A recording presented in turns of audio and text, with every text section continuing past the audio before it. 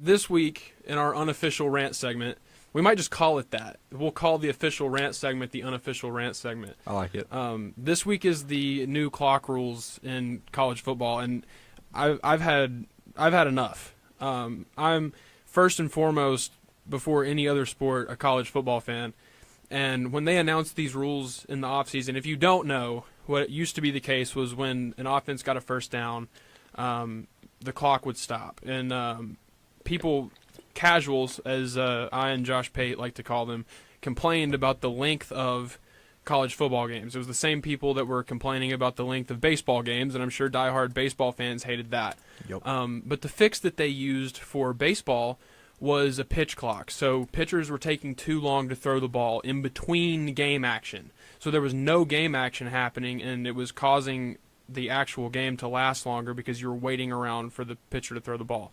And what these geniuses came up with for the college football fix is no more clock stopping when an offense gets a first down outside of the last 2 minutes of both halves.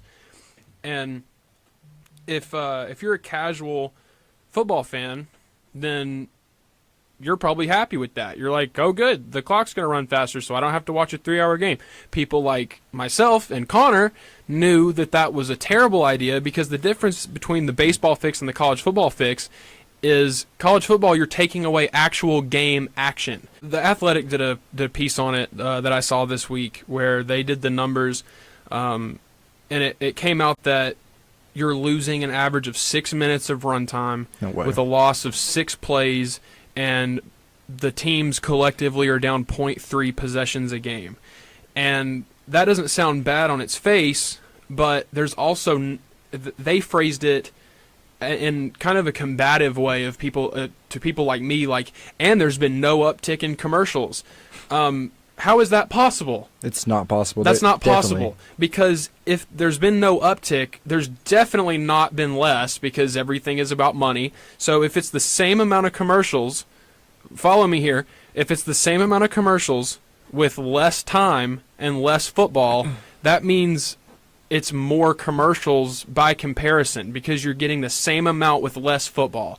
And you can't tell me there's not more commercials because when I'm sitting in Neyland Stadium and the guy with the red hat walks out and his big video board says 3 minutes and 30 seconds of ads when the most it used to be like was 2:45 or 2:30, how are you telling me there's not more ads? So, like, this is one of those things where stats don't tell the whole story. Where like a lot of times when people give you a stat, it makes more sense to look at it per capita or per whatever. Don't just take pure averages. And I think this is one of those situations because if there's the same amount of commercials and they admit less football, 0.3 possessions doesn't sound like a whole lot until that 0.3 ends up being the game-winning drive. But there's less football, same amount of commercials, everything's about the money, and we were lied to. We were lied to because their justification for it was to speed up the game. And not only did it not speed up the game because we're still there for 3.5 hours, but it took away from the reason that we wanted to be in that seat for 3.5 hours. I didn't want to sit there for 3.5 hours to watch this guy walk out with a red hat on and hold up a video board. That's not why I'm paying for tickets. That's not why I'm sitting in that seat for that long. That's not why I'm driving to Knoxville and back every Saturday. I'm there to see football. And I don't care if that's 6 plays. I don't care if that's 17 plays. I want football. I don't care about your ads. And if you want more ads, run more ads, but don't take away from my football.